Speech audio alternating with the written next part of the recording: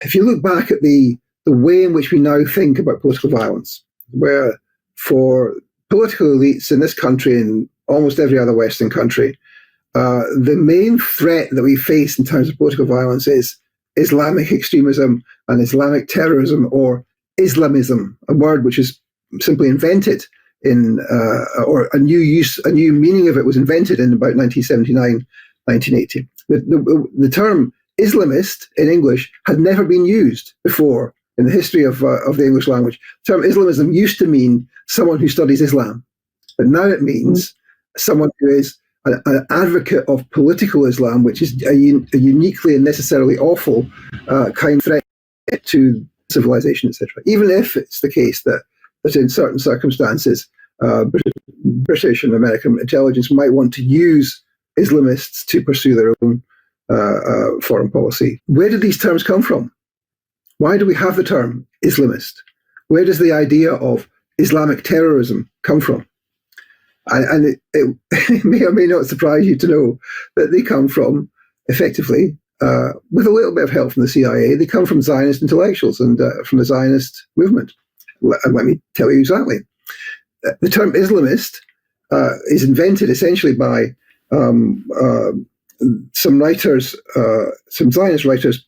Bernard Lewis, for example, his mentee Martin Kramer, the so-called Gang of Four of Islamophobic pro-Zionist scholars who are around Lewis, and you can chart the way in which this term has been used. We've got a page on our website Powerbase on the term Islamism, Islamist, and you can see exactly who started using it when. Of course, there were some French scholars who started to use it around about 79, 80 in relation to Afghanistan, in relation to the Muslim Brotherhood in Egypt, in relation to other areas as well. And some of those French scholars, it transpires, had some sort of relationship with the CIA. But it's largely from Zionist scholars, and in particular, the almost really incredible single point of origin of both the question of Islamism and Islamist, and indeed Islamic terrorism, is a conference held in Washington, D.C. In 1984, towards the end of the first Reagan presidency.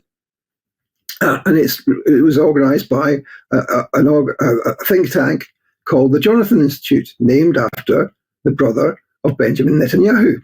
And who ran the conference? Benjamin Netanyahu himself. He edited the book which came out of it. And it was there, they had a previous conference in 79 in Jerusalem, where the term Islamic terrorism wasn't really used. There was a very, very brief discussion of it, like in a tiny paragraph of one of the contributions. In 84, you have a whole panel on Islamic terrorism, chaired by Bernard Lewis and the other three members of the Gang of Four. I forget their names exactly, but each one of them more Islamophobic than the last. And that's where the term comes from. And you can see, again, it's on the website, the way in which the term Islamic terrorism replaces, or Islamic or Islamist terrorism, in books in English on it. You can do a Google Ngram on this. Anyone can check out the data.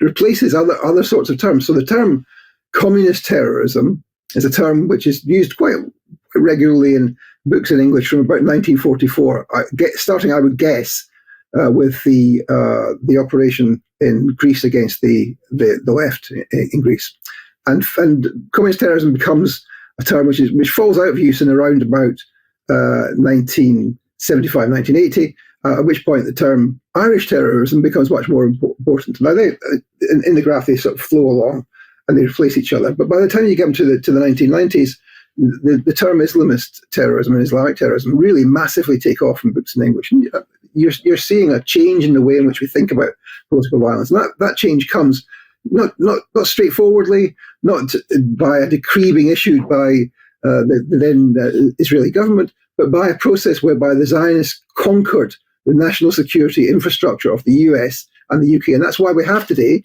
the kinds of policies we have on extremism. That's why we have someone like Lord Wolney doing his extremism review just the other day. I mean, he's a career Zionist. Or why we have the Centre for what's it called? The Commission for Countering Extremism.